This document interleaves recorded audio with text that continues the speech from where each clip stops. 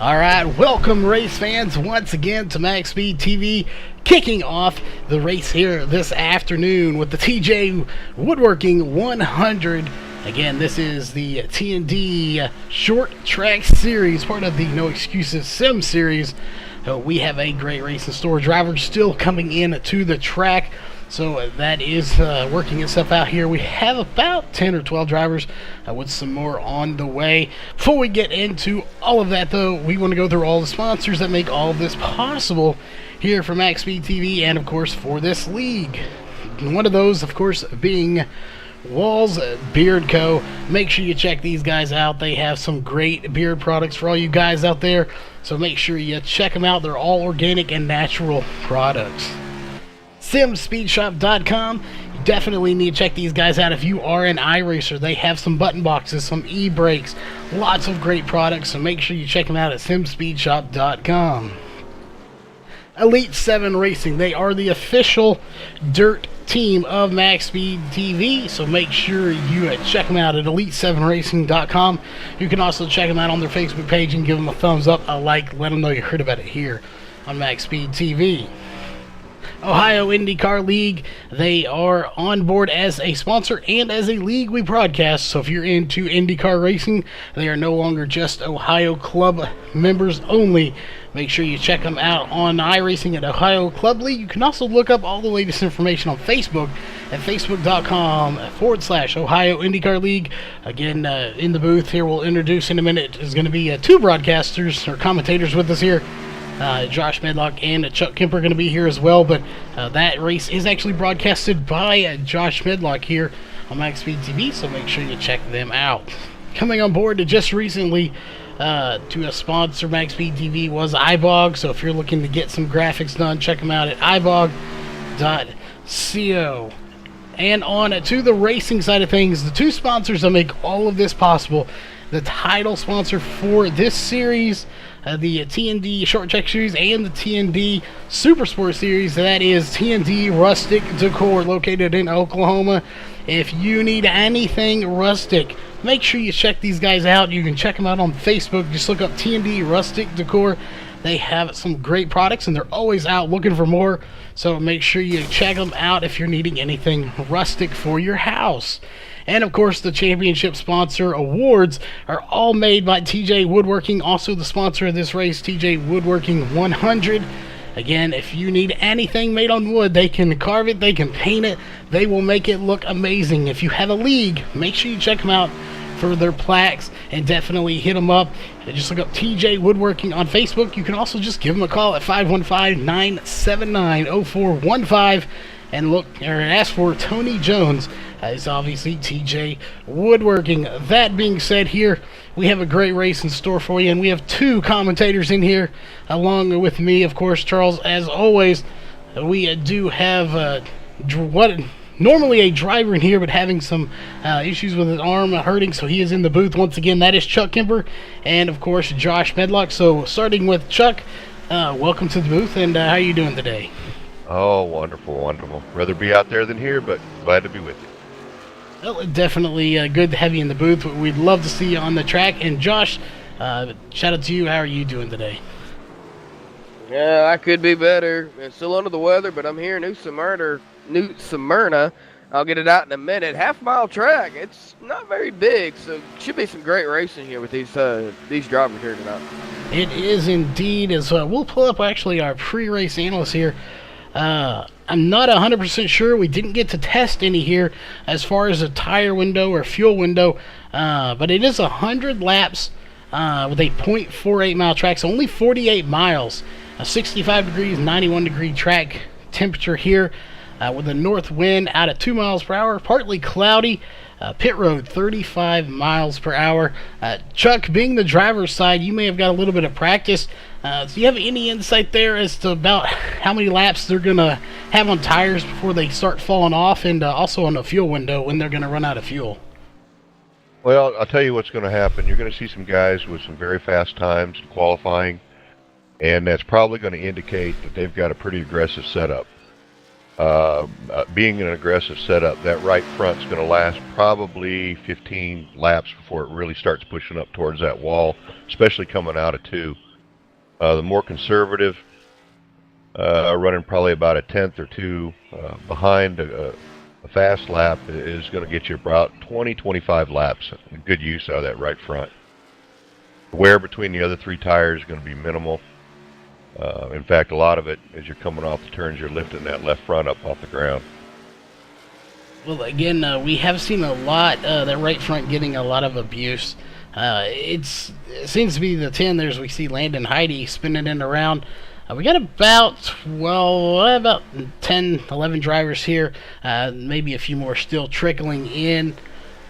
So we've talked about it every week. It's grows. This race grows every season. It started with about 4 or 5, and it's grown to, I believe there's like 35 on the roster.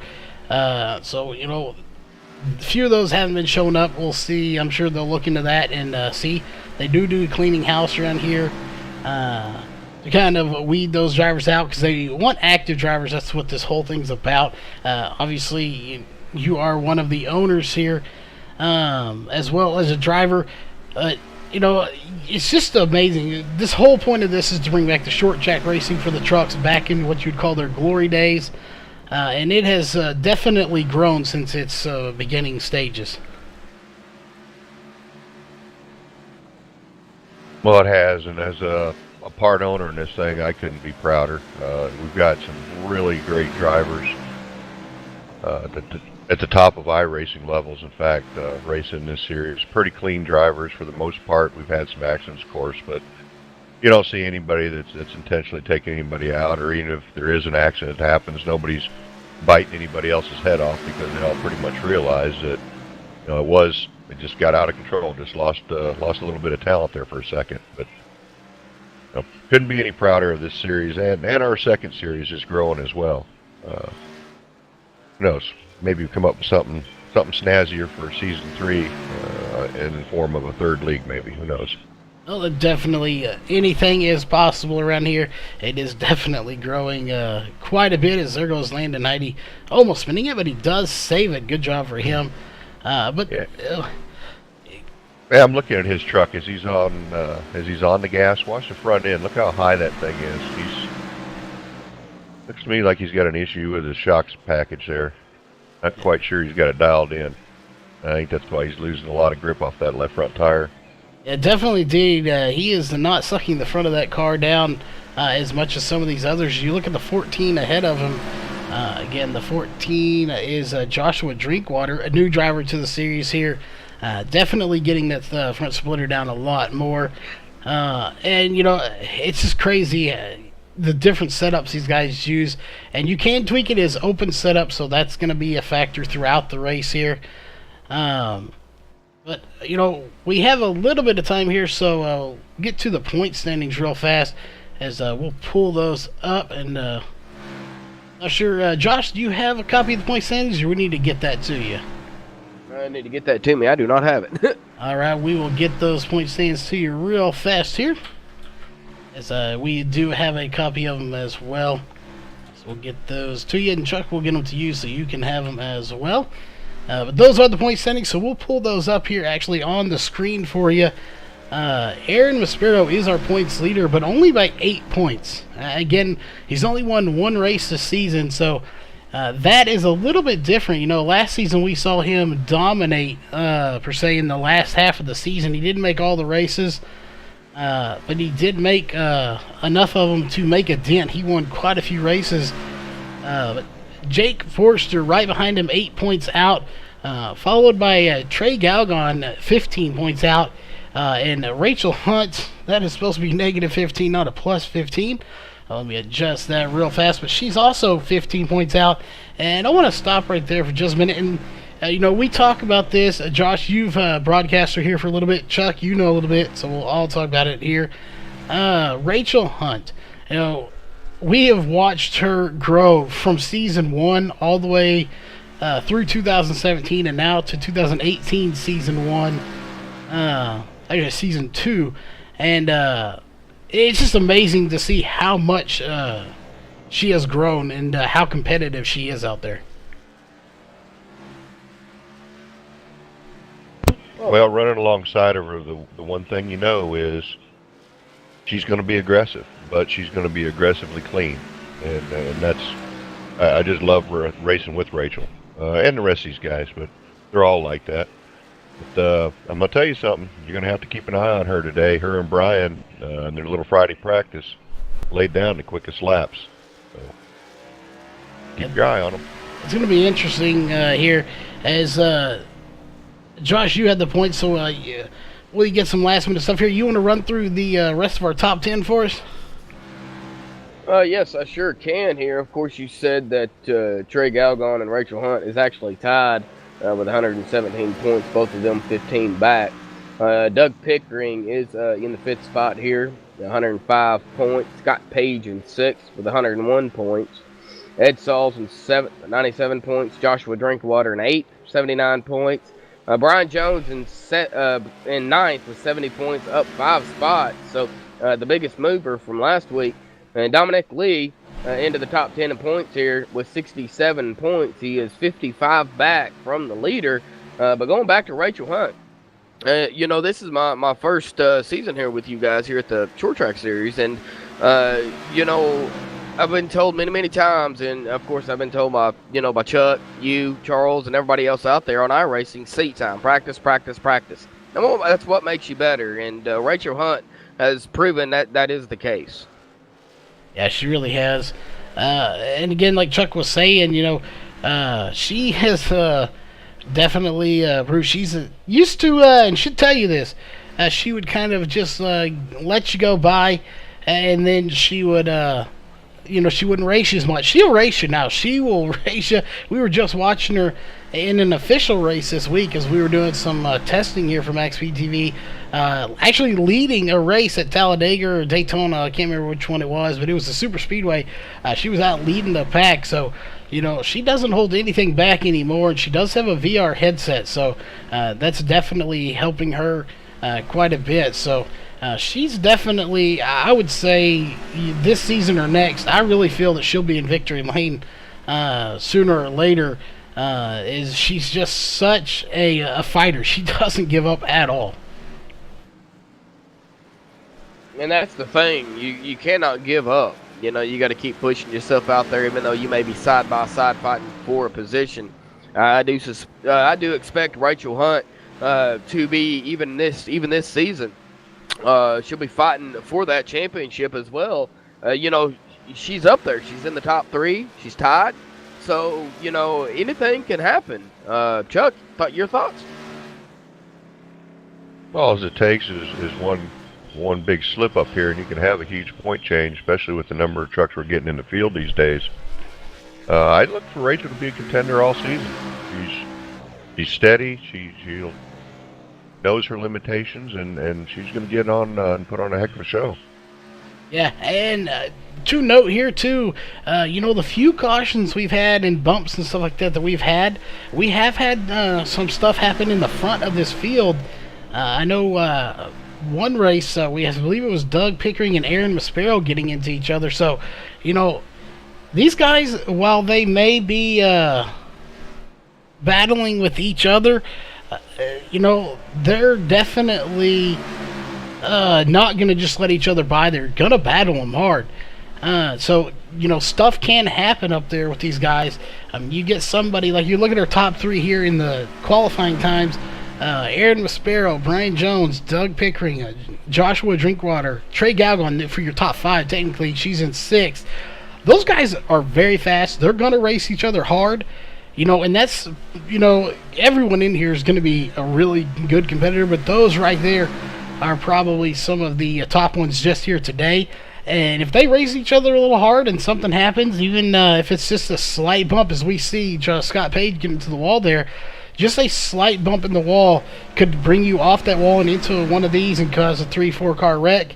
And, you're out of the race at that point, and then it's on from there. These people in the back are going to gain on you in the point standings very quickly. Well, this is going to take a lot of patience. This is New Hampshire, the shrunken version. And New Hampshire is a hard track for most everybody. Very few people are actually that good at it. This one, you're getting up to about 125 miles an hour. You're off the gas and on the brakes, trying to make this hairpin turn, and then get right back into gas. And that wall, as soon as you hit the gas pedal, that wall is coming right at you. It's very difficult. So these guys go, 2-3 cautions.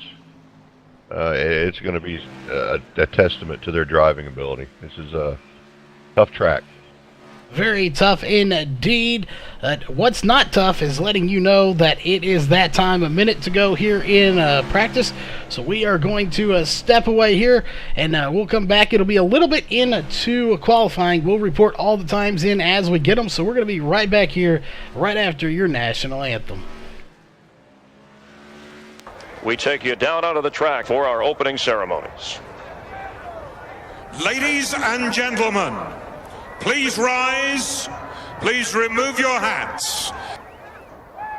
Oh, say, can you see by the dawn's early light what so proudly we hailed at the twilight's last gleaming, whose broad stripes and bright stars through the perilous flight o'er the ramparts we watched were so gallantly streaming, and the rocket's red glare, the bombs bursting in air, gave proof through the night that our flag was still there. Oh, say, does that star-spangled banner yet wave o'er the land of the free and the home of the brave?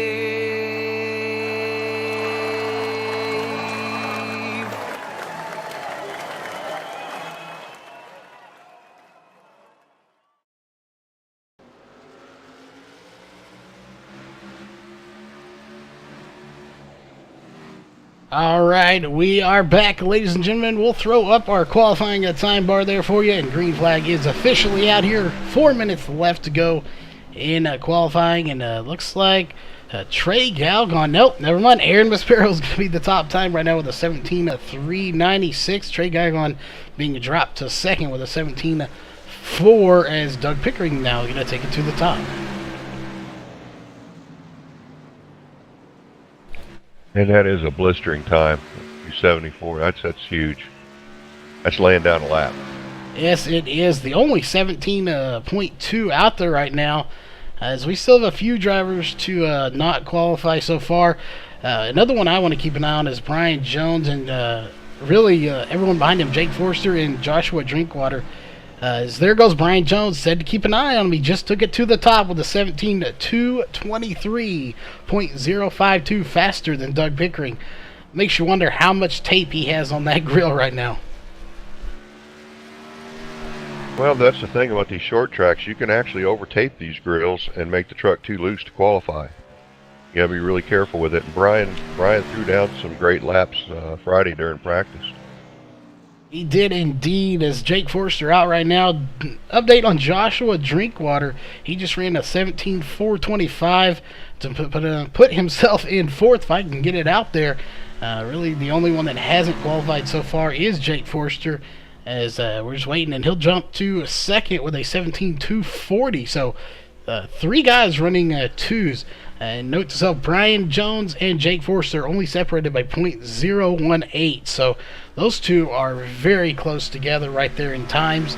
And I'm not sure here, Landon Heidi did run a lap, but he must have spun out or something, as his lap time did not count.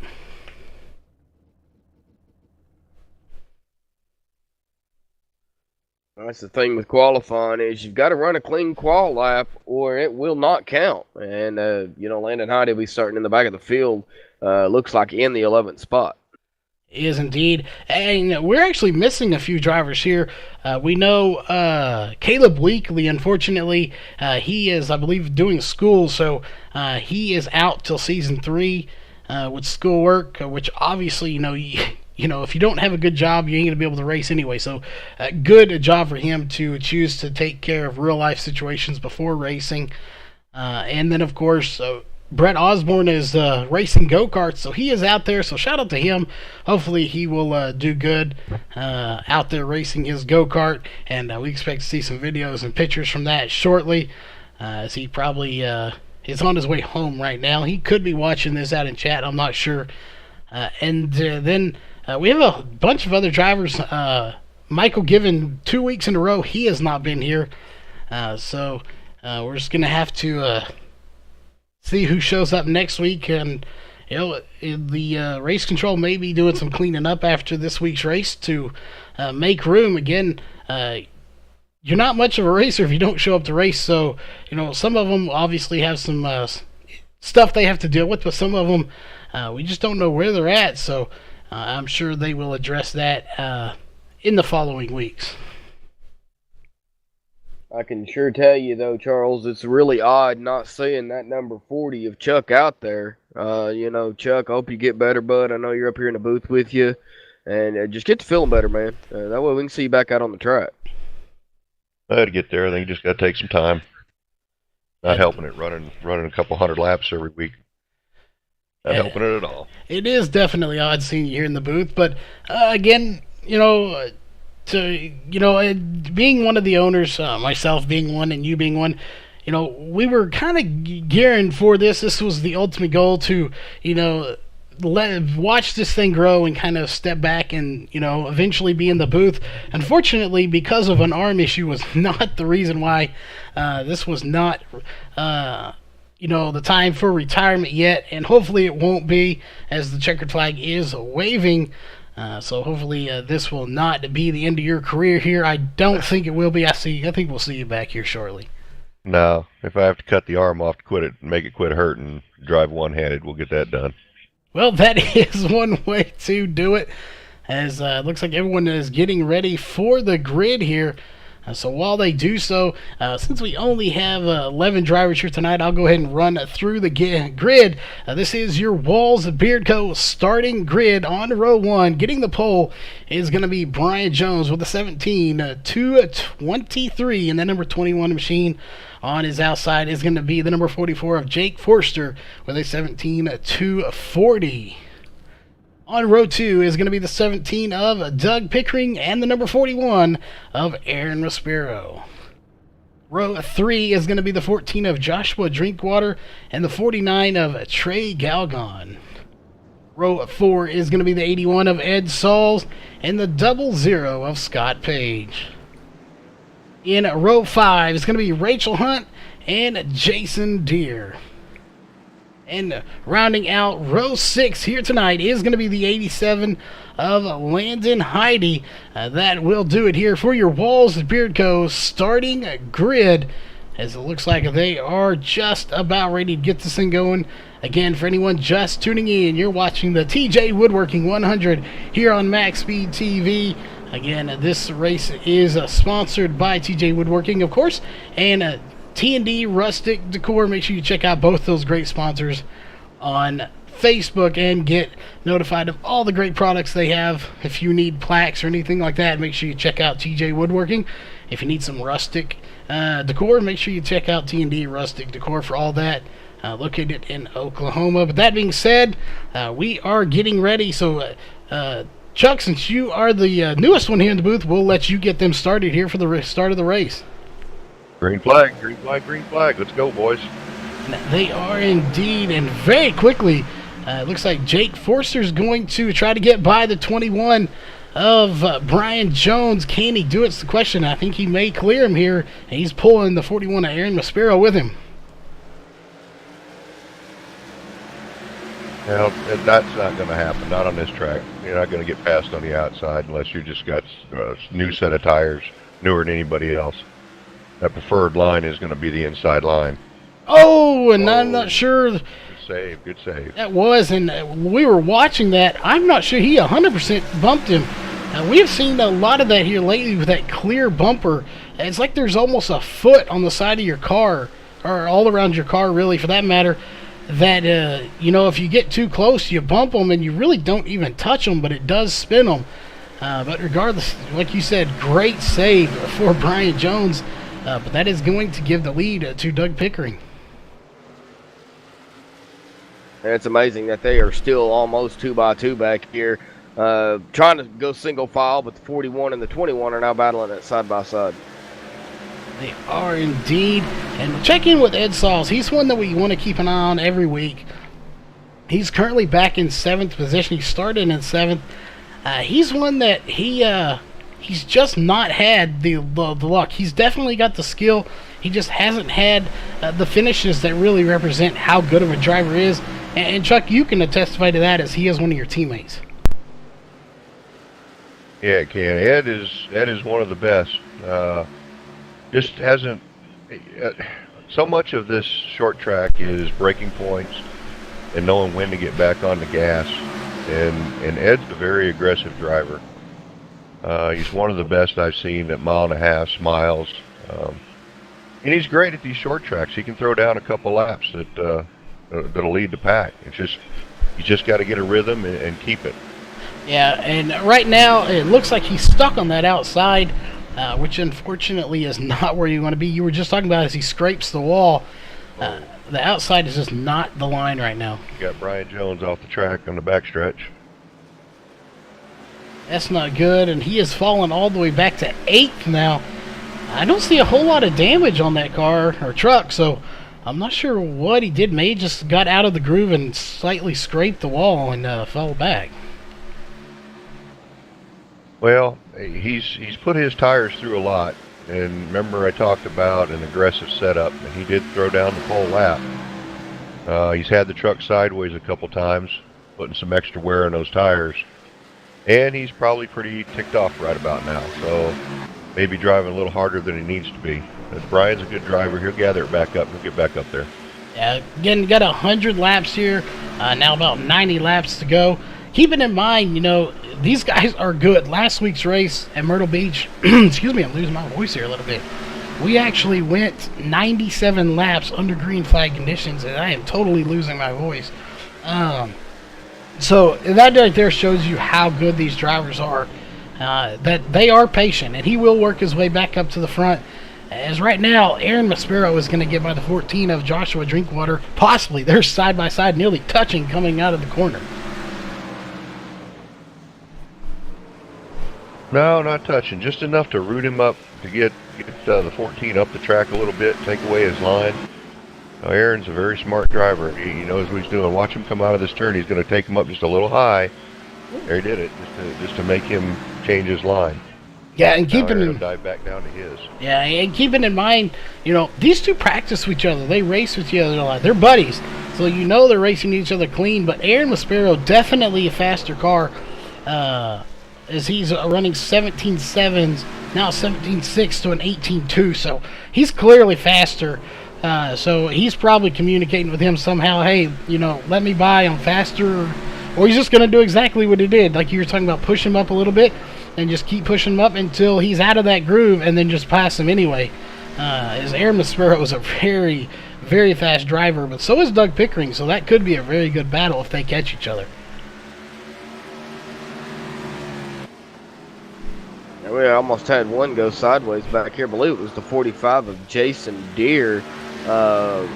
Almost went around, but good save by him. Jason Deere is one of those two that just, you know, he's a very good driver and a caution. 14 sideways. Joshua Drinkwater, and he's still spinning it as we'll go back. Let's go back and take a look here.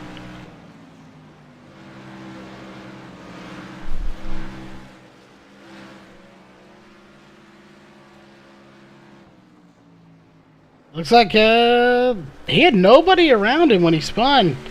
I have a feeling he may have one of those aggressive setups that you were talking about, Chuck. as he is literally all by himself here. And there it goes, just spins it around all by himself. Doesn't touch the wall or anything, so good job to keep it off the wall. But like you said, those tires just may be shot here, as he was really racing aggressive. Not dangerously wrecking aggressive, just really aggressive there earlier with the leaders, and definitely probably some worn out tires. Yeah, look, I've got a couple having issues in pit road. Looks like the 44 had to back up, which means he drove through his pit. It's letting the 49 and 81, Greg Algon and Ed Siles, catch up to the 3rd and 4th spot. Did, and looked like there we go. Joshua Drinkwater on pit road. Luckily for him, he saved it and went. The caution did come out, but he got his lap, or didn't lose a lap there, so he is on the lead lap still, and technically being scored as the leader, as he's just now making it to pit road. And we'll see if he's going to go a lap down. I doubt it here under caution, but that's going to give the lead back to Doug Pickering. Aaron Maspero still second. Trey Galgon sitting in 3rd place right now. With obviously Joshua Drinkwater was in 3rd. Trey Galgon's going to be the best benefactor from that, as he's going to get a top 3 spot out of it. So the question is he going to be able to hang on to it? As he's got some real heavy hitters coming. You check in with Brian Jones in the 21. Again, he fell back to about 8th place after that, but he's back up to 5th. Another side note for that number 14 machine, Joshua Drinkwater, he will lead a lap here tonight. Very Just interesting. look at the 41 on the passenger side, so to speak. Looks like he's made a little contact with the wall, indicating his truck just may be a hair tight. But I'm gonna tell you, Aaron is one of the best at in the pits, making adjustments with either tire pressure, wedge, or brake bias to get that truck where he wants it. So yeah, he's got little numbers rubbed off there. It definitely went on his right front camera there, and you can definitely see some scrape marks. But nothing too major, but like you said, just a slight rub of that truck pushing up towards the wall. And you can't really tell the justice from here, but this track is not very wide. So while you can go 2 wide, you could technically go 3 wide. I wouldn't recommend it under racing conditions. Probably nothing more than pacing, as it's not very wide at all. As there is the green flag once again, and we are racing. As again, Aaron Maspero going to try to take it to the high side and get by Doug Pickering for the lead. And he may actually do it. He does go to the high side and make it work this time, as Doug Pickering is going to have to settle for 2nd already. You got Brian Jones trying to make a move on the inside of Trey Galgon. See what he does too. Cool. Hold on to it, boys. And there's Rachel Hunt. Ed Sauls? Ed didn't start out in 4th. He did not, and he's still on the lead lap, but he's actually in 9th right now, so he has fallen quite a few. Wondering if maybe he had a mix-up on pit road as well. Something happened to him to push him back further, as he's trying to get by Landon Heidi now, and I don't think it's going to be too much of a battle here, as he is almost making contact. And they are so close together out there.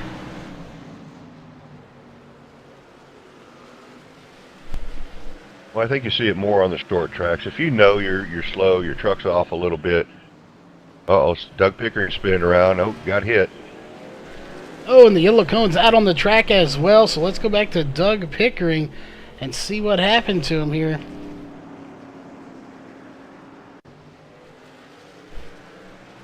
Well, a 2nd caution of the night here on lap 27.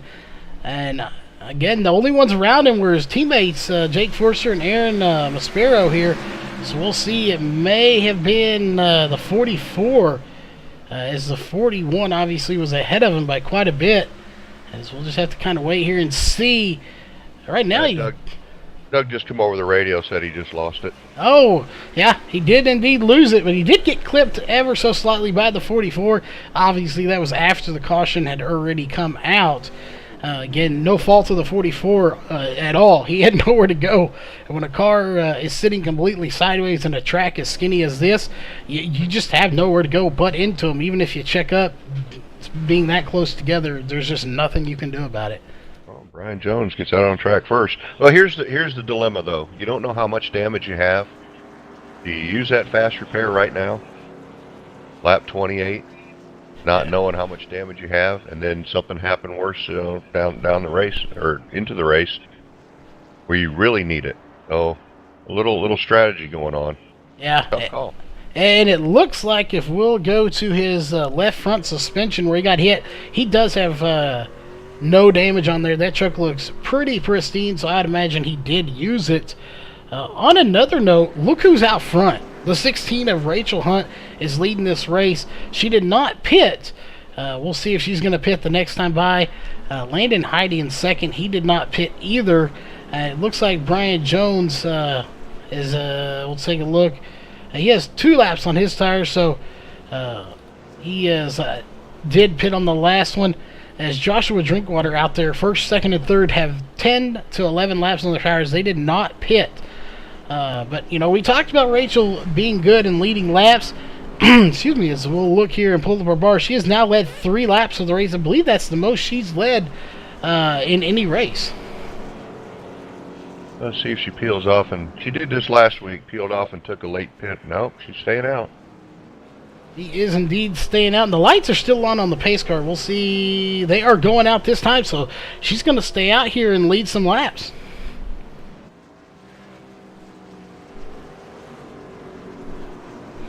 Yeah, let's just hope they're smart about it up front. I know Landon's having some issues with the handling on his truck. They keep it clean, they'll be all right. Yeah, and, the good news is, you don't have one row that has old tires and one that has new. The front 2, inside out and outside, are both older tires, so everyone behind them is going to have to check up and make sure that they get a good start. As there it is, a green flag is out. Landon Heidi almost dooring the 16.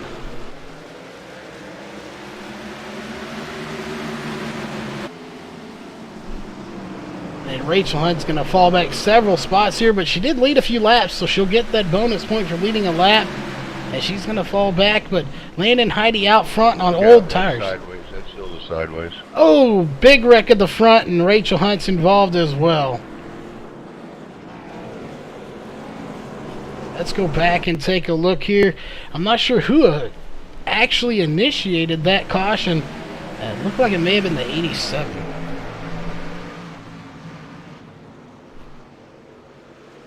I saw Ed was spinning, the 81 was spinning before that wreck took place in front of him, so I'm not sure. You can see, yeah. Oh, looks like the 21 might have got the back of the 87. Yeah, we're taking a look. And Rachel got up into the wall hard. Hope she's got a fast repair left. I believe she does. That we're going to go back and take another look at that here. We'll go back another 20 seconds or so and switch to a thing. It almost looks like the 21 and the 14 got to the back of the 21 right at the same time the 21 got to the back of the 87. As I believe that is about what happened. And Rachel was just an innocent bystander and all that. So, just slight contact between the 14 and the 21 right as he got to the back bumper of the 87, and that's what caused all 3 of them to go around. As for Ed, you said Ed was going around as well? Yeah, between 1 and 2, he was sideways before that happened. And Ed is sitting on a pit road. We'll see. He is actually pulling back out onto the track now. Unfortunately, I believe he has used his fast repair as he's got pretty heavy damage to the back of that truck. The 16 of Rachel Hunt also just used her fast repair as well. Well, that is good that she had that fast repair. Again, that's why it's here. Sometimes you just get caught up in something that is no fault of your own, so that one fast repair is definitely something that is nice to have.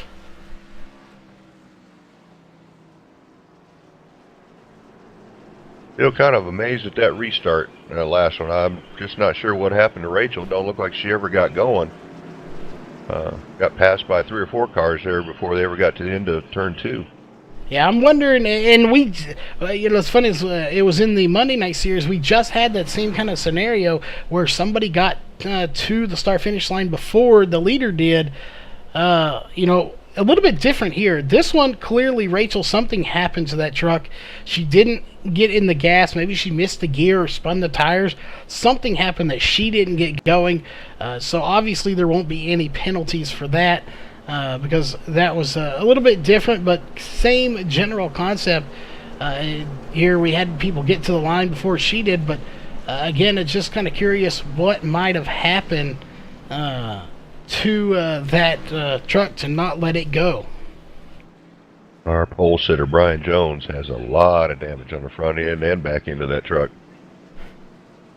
The good news for him, this isn't a very aerodynamic dependent track, so he is not, I wouldn't say in a good spot, but, you know, damage doesn't affect air here because we don't draft a whole lot, but there is the green flag once again as we are now on lap 39 of 100.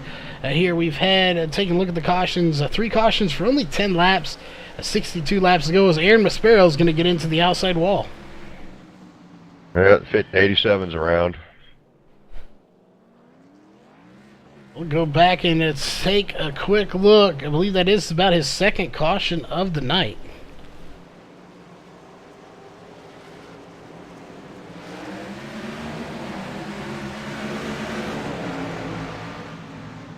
Not sure. Looks like maybe he just lost it as everyone's passed him at this point.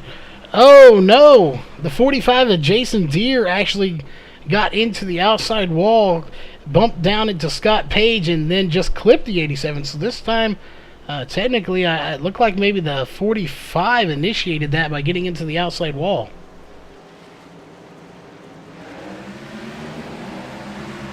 I was surprised to see the 41-49 back on pit road. It's very interesting that they're there. But those guys, they're good at what they do. They got some strategy, I'm sure. Just kind of curious as to what it is. Yeah, they should be well within their pit window as far as fuel goes. They just ran, what, 1 lap, not even a full lap on fresh tires. Maybe they had extra damage they needed fixed. Very possible. I know Aaron Maspero did scrape the wall right before all that started. So don't see it there. He definitely got it fixed. But if you look at the 41, let's go to his right front suspension camera. Right front is caved in pretty good. Yeah, that it is caved in quite a bit. So that's going to play a factor in his race. So I'm sure he went in there just to repair what he could. As he does have quite a bit of damage. He's hit that outside wall several times. You know, just to give a little bit of information here, Jason Deere and Scott Page, the only two currently 1 lap down, and they are the only ones they're the only 2 cars 1 lap down. Everyone is on the lead lap right now, or lead lap on the track right now. So, you know, nobody is officially out of this race so far here on lap 43.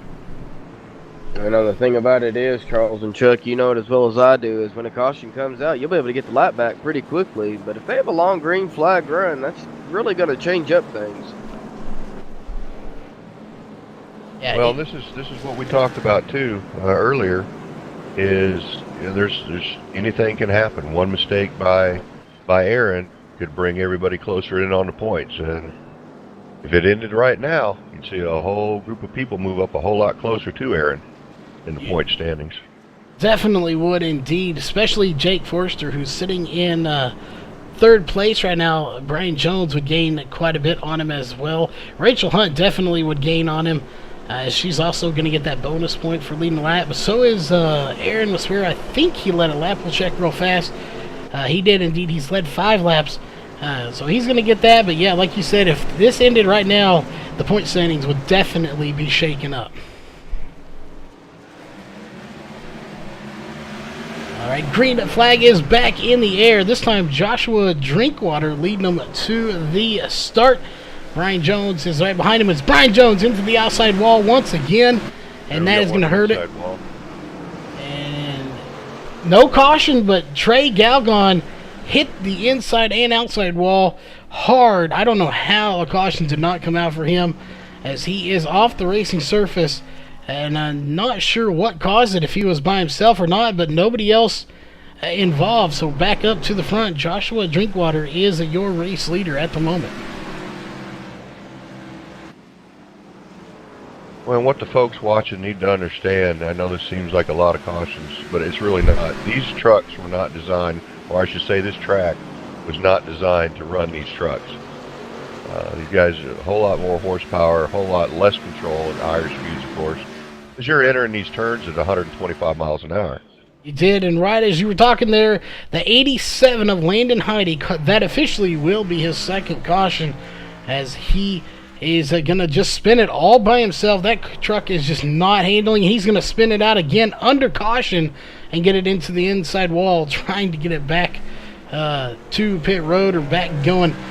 Something is not right with that truck. He needs to get in there and try to adjust something. Something is just wrong with that truck.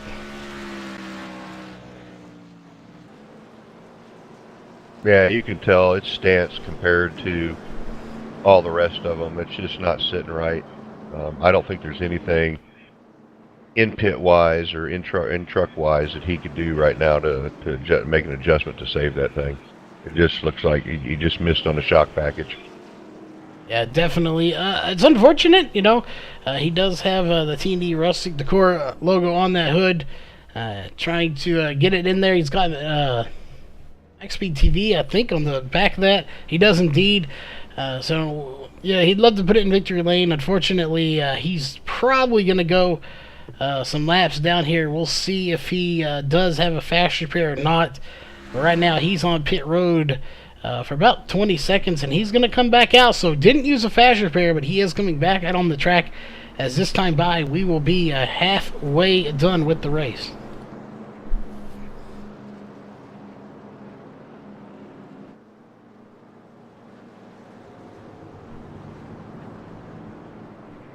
We'll see how it's going to shake it up. Aaron Maspero, though, gaining quite a few spots here. So he's back up to 4th. And the number 41 machine, Joshua Drinkwater, still up front.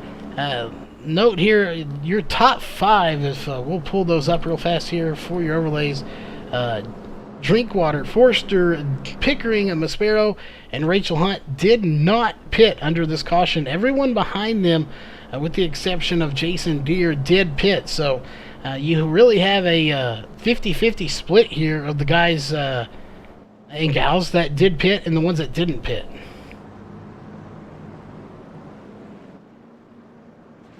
And another note, too, everybody up front, the top 5, other than Jake Forster in that number 44 machine, has led a lap here. And I suspect that number 44 machine is going to do everything he can to get around that 14, or at least lead a lap. I definitely think he's going to try, as the lights should go off this time by, as we'll take a look here real fast at our cautions. That is 5 cautions for 20 laps out of 50, so we've ran more than we have under green than we have under caution. But again, 20 laps under caution with these little tiny tracks, we take 5 under caution nearly per caution, so it's not a lot of laps, like Chuck was saying earlier. In the grand scheme of things, is once we get going here, I have a feeling we will stay green for a pretty long time once everyone gets into that groove again. Best thing that can happen for those that pitted is these guys up front race hard and battle for this lead. Put a little more wear on their tires. You see 14 slide up the track just a little bit there on number 44. He did indeed. And keep in mind, those are 4 guys that race with each other a lot. They're I'm not sure if they're all teammates, but they're definitely, they work together. They build these setups together. So they're going to race each other very hard, as they know what their limits are with each other. So, they're going to race each other very hard, and that is good news for Brian Jones back there, who's really at this point, as much as he wants to get to the front, his best bet is just to really bide his time and just hang back there with Rachel as the 44 in the wall. And you caught that right there at the corner, so he may have just drove it over a little bit more than he had. Again, he's got 21 laps on those tires. So, the stuff he could do back when he was on 2-lap tires, he can't do when he's on 21 here. No, you're absolutely right. 21 needs to be patient. He's got a little bit fresher tires. You can tell Doug's trying to keep him behind him, moving up and down the track. A little block on him. So Doug's got it in his mind that he's not faster and all he can do to block. So. And looking at the times too, Doug is just a little bit faster. Or at least he was on that last lap, 17.5. Now just ran a 17.630 to a 17.626. So, you know, that time by Brian Jones was quicker, but only by 0.004. So that right there shows you just how competitive those two are going to be if they get side by side. You know, it would be a drag race to the end.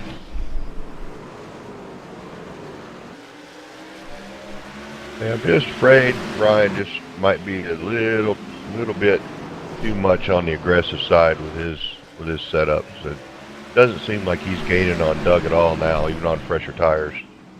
Yeah, it definitely would agree with that.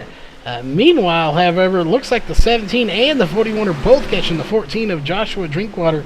Again, that's Aaron Maspero and Doug Pickering, especially Aaron Maspero.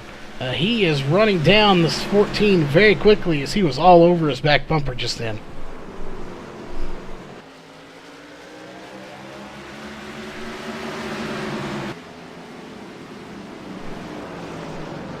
We'll see if he can possibly get there. We've noticed what you were talking about, Chuck, earlier is, you know, when the 41 of Aaron Maspero gets to the back bumper of the 14, if he can get down there and he gets below him, each time he's done it, he's tried to push him up just a little bit. You know, he won't hit him, but he will just take that space away, take that lane away from him, and he'll do it right here. We'll watch him.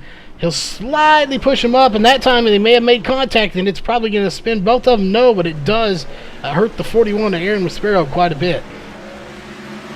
Well, it also hurt the 14. That just put took a lot of wear off his tires, sliding sideways like that. It was a great save. It was indeed. You know, it's one of those things. You know, do you try to save it, or do you spin it out? I mean, if you just let it spin, are you going to get as much wear on those tires and possibly than you would if you try to save it? It's a 50-50 split, to be honest. But both of them definitely going to lose now, as Joshua Drinkwater to 4th, but Aaron Maspero back to 7th. As they're 3 wide coming out of the corner here, and I don't know how they made that work. That was amazing. You had all 3 of those guys going 3 wide there. It was, you know, just Oh no, Brian. Looks like Brian clipped the back end of the 81 Ed Sauls. He did indeed. Let's go back and take a look here. Such an impressive run there. They went 3 wide, and then just a slight tap from Brian Jones in the 21 to the 81 of Ed Sauls.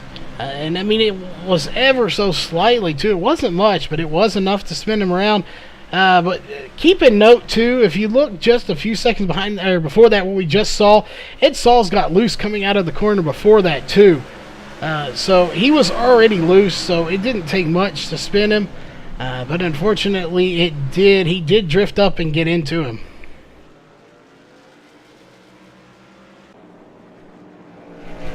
Well, this is kind of the fun part of racing right here. Is you know, we talked about earlier. You know, you got Aaron that's struggling right now, kind of in the back of the field, and Brian and several other drivers ready to take advantage of that and to be able to move up the point standings. And then look what happens. Now they'll all be back up together again. Yeah, and note here is we'll see if Ed's going to pit. I would imagine he would. But he currently is sitting second even after that, but he is going to pit and give up second. But Landon Heide, once again, 19 laps on those tires, staying out front. Last time this did not end well for him, so it's going to be interesting to see how this time it plays out, or if he's going to possibly go in and pit, as he has led 2 laps. He's got some bonus point, or a bonus point for leading a lap. He's not going to probably lead the most laps. I'm not sure who that is. As Drinkwater has led 26, Pickering has led 24. So most likely with 30 laps to go this time by, it's going to be one of them that leads the most. But we'll have to see if Landon is going to pit this time by or not. And he does not, so it looks like he's going to commit to staying out there with 20 laps on those tires. You know, in my best guess, I have a feeling he's about to be eaten alive by Doug Pickering, Jake Forster, Drinkwater, and probably even Brian Jones, and maybe even Aaron Maspero with those only 2 laps on those tires.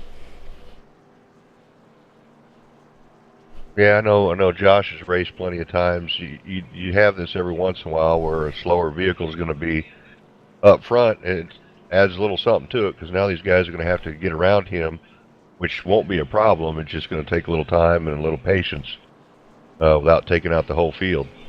Hopefully they make it. Yes, definitely patience is key here, as there it is, 1 to go. I think the best spot really for anybody out of this group is probably going to be that 17. While, the outside hasn't been the lane of choice as far as getting by people, it just hasn't really worked. With those big a difference in the tires, I think he's probably going to have a pretty easy time on the outside getting by him.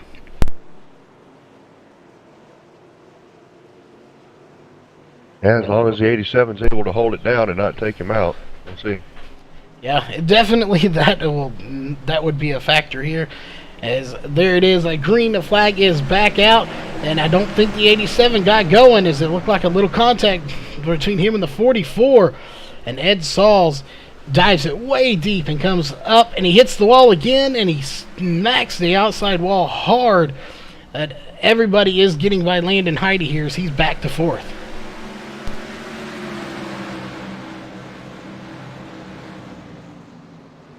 Well, be honest, that went a little cleaner than I thought it was going to do.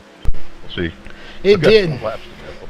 Yeah, it did go very clean for the most part here, as now Landon Heide has Rachel Hunt trying to get by. They make a little contact, but now we got the 41 and the 81 bumping together. Sorry, the 44 and the 81, as these guys are getting real impatient in these final laps here, as it looks like the 87 is going to get into the wall again and also get into the 81 of Ed Sauls. And here comes the 44 of Jake Forster. He is really trying to fight back. They're getting really aggressive in these final laps.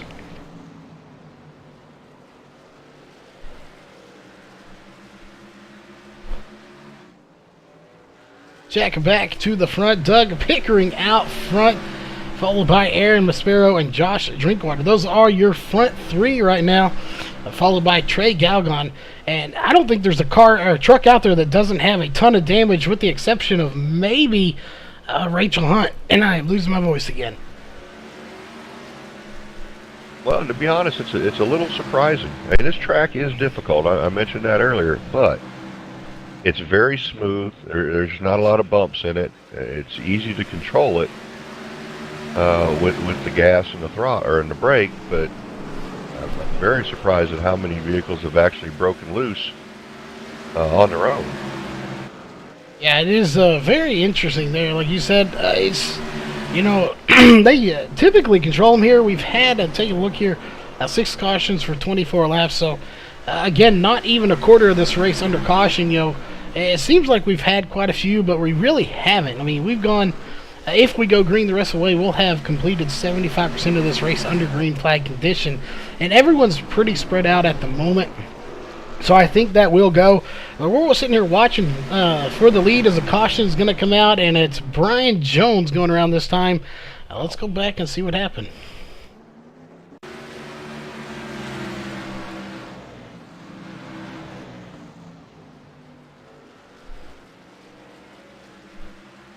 Not sure what happens to the 21 of Brian Jones, but we'll definitely find out here in the replay. Is that him spraying for mosquitoes? I see a lot of smoke on the track. I think it is. We're fixing to find out. He definitely hit something pretty hard, as there it is, all by himself, broke it loose.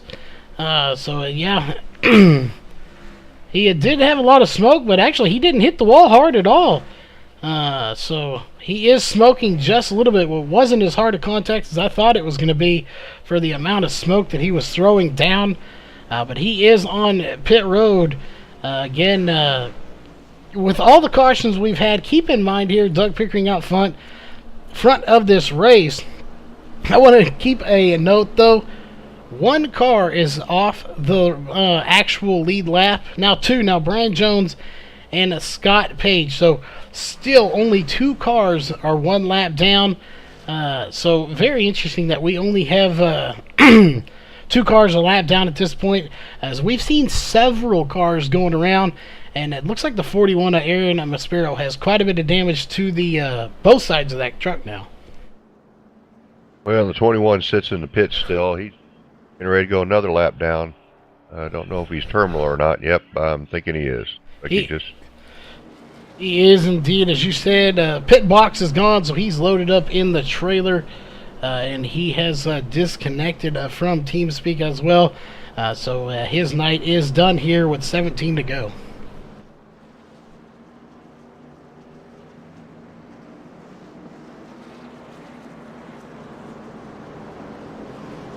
A little bit of pit road analysis here for you guys. Scott Page was actually going to try to come down pit road in that 00 machine. He's sitting here back behind the 87 of Landon Hottie now, but he spun coming down pit road and had to get it straightened out. Well, that is definitely not what you want to do, as now you're right, he's coming back down to pit road. 1 to go, so this next time by, they're going to go green, so he's got to get in there and get any damage he can. I have a feeling he's going to lose a lap here. They're probably going to get the green, as you can see him just at the top of your screen. They're on the backstretch right now. He's on pit road, and he's getting some damage repaired here, getting his left side tires. As we'll take a look at your leaders. I don't think he's going to make it out before they go green.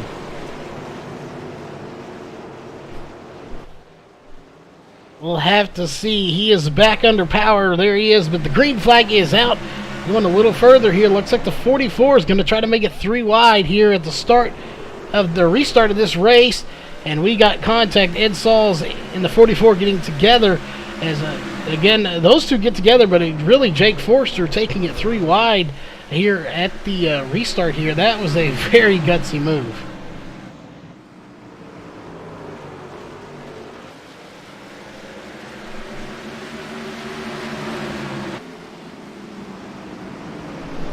Laps to go, Choke and Charles. I'm sure patience are going to be pretty much thrown out the window now. If you're going to make a move, you're going to have to make your moves now. Yeah, you really are. As Aaron Maspero, you're talking about, he made his move. He is by the 17 of Doug Pickering, his teammate. Trey Galgon right behind him. Jake Forster in 4th. And Joshua Drinkwater now back in 5th as Jake Forster got by him. So the 44 is on the move right now. He is doing some gutsy calls out there, going 3 wide. But the thing is, he's got 7 laps on those. Right now, his tires seem to be handling it, as he's going to take 3rd from Trey Galgon. So it looks like he used his fast repair late in this race and hasn't got any major damage on it. He's got fresh tires. And, looking at the 2 cars ahead of him, Aaron Maspero and Doug Pickering, 21 laps on those tires. We know from past races, those two, they know how to run on these old tires, and they're pretty good at it too. We'll see if they're a teammate, or at least someone they practice with in a lot, of the 44, Jake Forster, can run them down. Looking at their times, he is faster by about 0.2. Well, he's a little faster, but if you watch him coming out of 4 there, he's having some issues keeping that back end in line. Seems to want to step out a little bit on him. It does indeed, and 9 laps to go. You've got to be perfect if you want to get by. Excuse me, I'm not sure Doug Pickering's done with Aaron Maspero yet. Those two are still battling it out as there. Doug Pickering just ran a 17.5, so he was faster than both 1st and 3rd. So, maybe Doug Pickering let him by a little bit easier than, he's racing. He may have let him by early so he could set him up for a late race pass for the win, because we know Doug Pickering has been fast all day. As we're looking here, he's led 37 laps. He's led the most laps of anybody here, so he may be waiting and biding his time to make a last lap pass, and where Aaron Maspero just can't get back by him. Well, that's about the best way to do it, is make sure there's no laps left for Aaron to pass you back. I think if Doug had something for him, Doug would already be up there nudging him up the track a little bit. Yeah, definitely. And if nothing else, we may see a last lap pass. So I don't know. You're right. If he's never been the type really to let someone by and just kind of hope you can get back by him, or try to strategically plan a pass. He's been the type that if he's out there and he's fast, he's going to get by you and put as much distance between you and him as he can. So he may have just, maybe he overshot the corner or something, and the 41 got by him there. As with 4 laps to go, we may have some lap cars come into this, as looks like they're running down Ed Sauls, I believe is who it is. So we may have some lap cars coming here before this race is over. Well, Doug could be setting him up too, leading him to believe that's the line he needs to run. Because if you watch their entrance into 1 and into 3, Aaron's entering the track pretty high, in relative speaking, to the yellow line. Doug could be keeping him up there, or letting him think he's going to stay up there, and then dive bomb him later on, come down underneath him.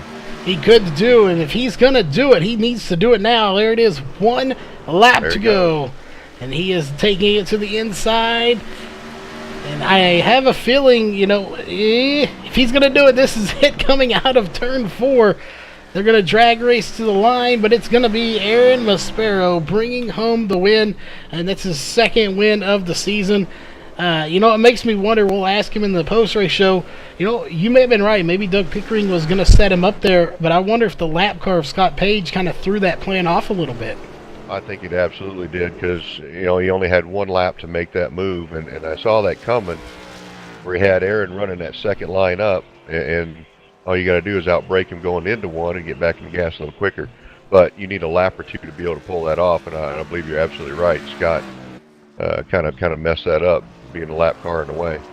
Yeah, it did indeed. Again, we say in the way, but nothing bad on Scott. Scott did what he got out of their way as best he could. Yes, he did. But when you have 2 cars battling like that, especially for the lead, and you come up, one's trying to pass the other, you have to pick a lane. And he picked his lane, and it just happened to be the one that benefited the 41 of Aaron Maspero the best, as he's going to do some donuts here on the front stretch. So we'll be right back here in just a moment with your post-race show.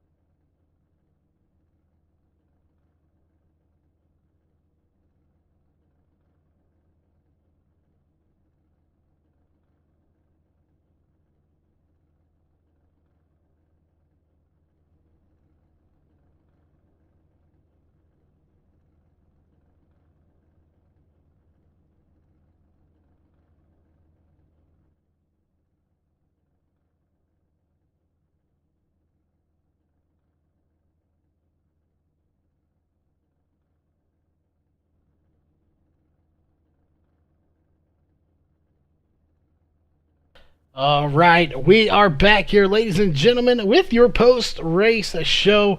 Again, starting with 3rd place, of course, is the 44 of Jake Forster, and I do believe Josh has caught up with him. Yes, I have. Jake Forster, man, 100 laps yet again. You led 2 laps here tonight. Another short track down, finishing 3rd here, coming into tonight in 2nd place. Very difficult track here tonight. Talk about the race in there, and how difficult was it to pass, man? Oh, it was difficult for sure. I don't think I helped myself any there. Really struggled to pass all race long, really. Wherever I went on the track, I was just loose. I couldn't get that drive off or anything, but somehow managed to finish up there in the top 3. a lot of people getting loose by themselves. Of course, the slightest tap from really anybody as well, it makes you spin. Was you nervous about maybe somebody getting into the side of you and spinning you around and, not being able to get the finish that you got here tonight?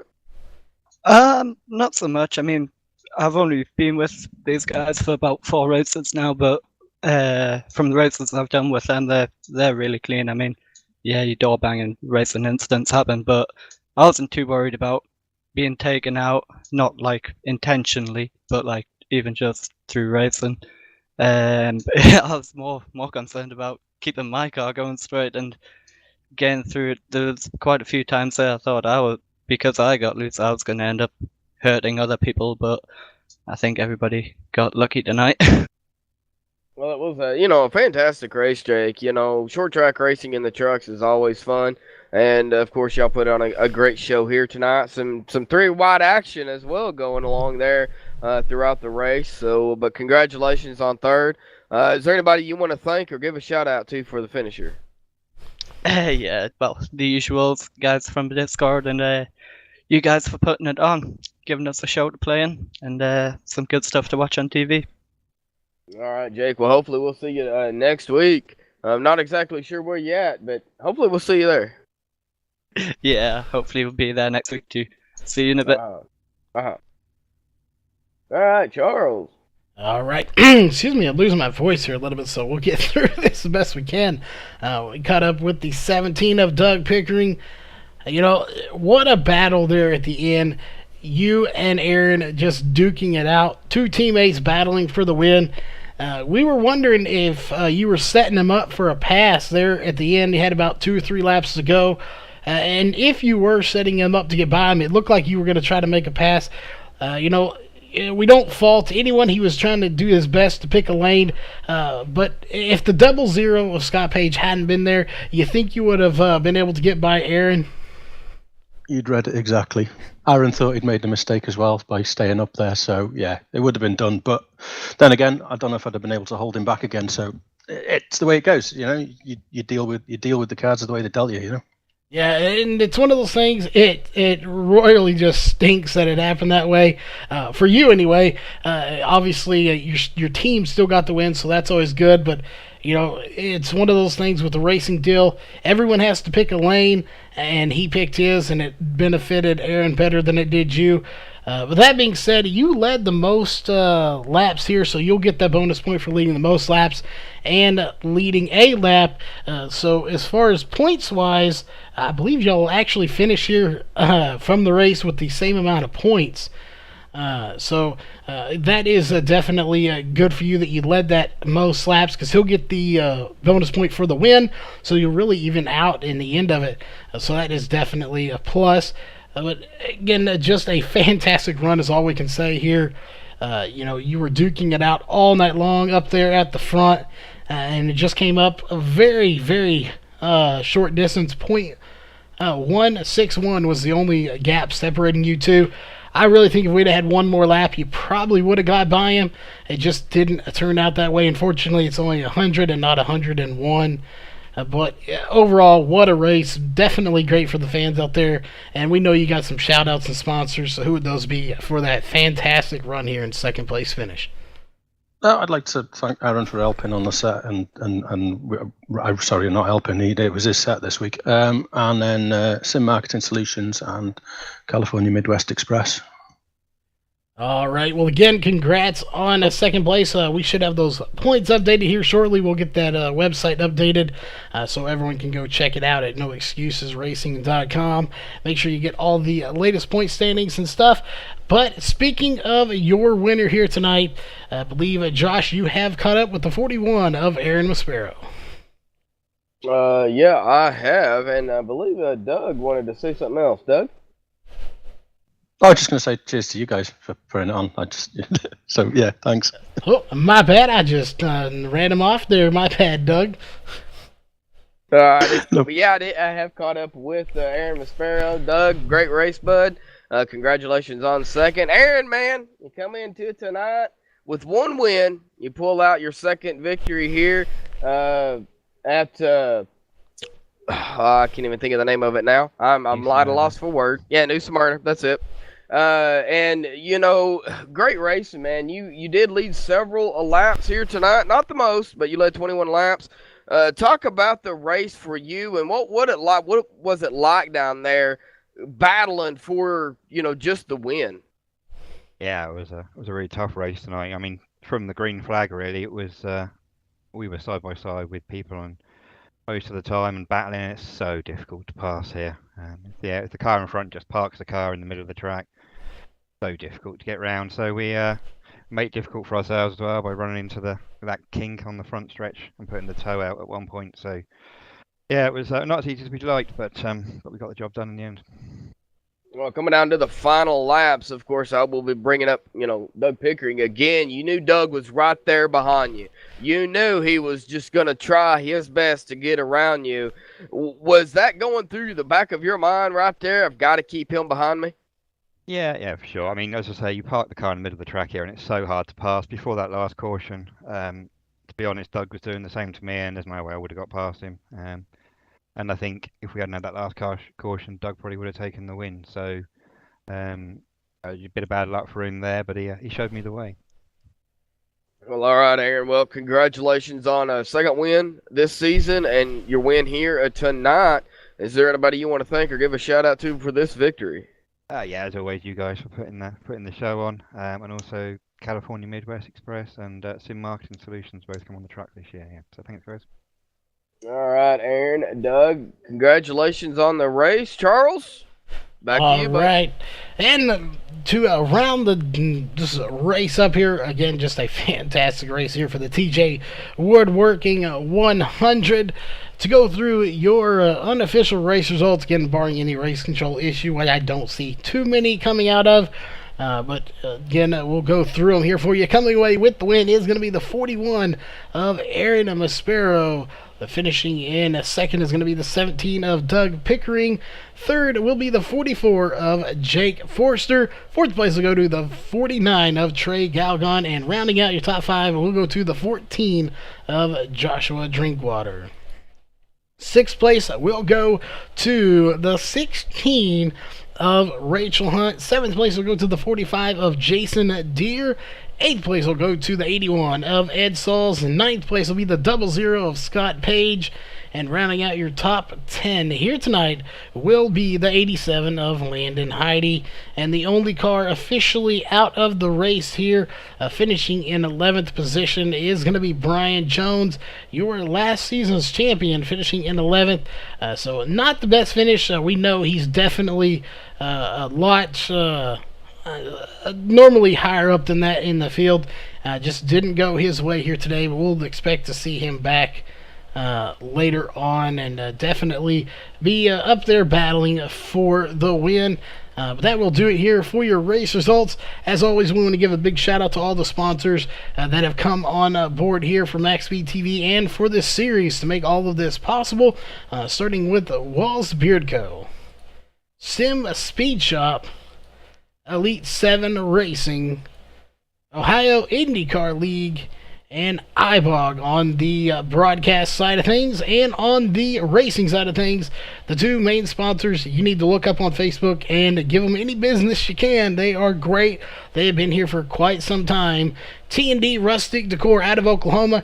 They are the official title sponsor for this series and the Monday Night Series. If you are looking for any rustic items for your house, shop, whatever it happens to be, check out T&D Rustic Decor. They are located in Oklahoma, but they can also ship to you. And of course, TJ Woodworking, their limitation is your imagination. Make sure you check them out on Facebook and see all the cool stuff they do, especially if you have a league out there. If you need that broadcast or that plaque of some type for that league, definitely check them out. They have some awesome looking stuff on there. Any kind of woodworking that you may need, they can customize it. They paint it. It looks amazing.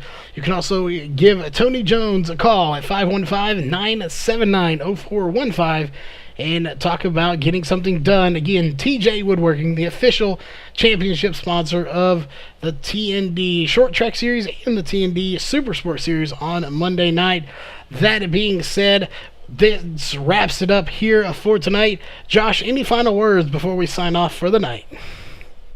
Great racing here tonight by these guys again, and of course, as every Sunday, pretty much will be, the TND, Rustic Decor Short Track Series, and I believe next week will be at Lucas Oil. From what I have got here, going to be another great race, I'm sure, by these guys and girls. Definitely going to be Lucas Oil. 2 weeks in a row we go to Lucas Oil, so they double this the schedule here, so we go to the first ones and we invert it and go again, so we go to Lucas Oil the next 2 weeks in a row, and then we have some great racing scheduled for all that. But as always, on behalf of the TND Short Track Series and MaxSpeedTV, have a safe and a great rest of your afternoon, and we'll see you back here tonight with some more great racing on MaxSpeedTV.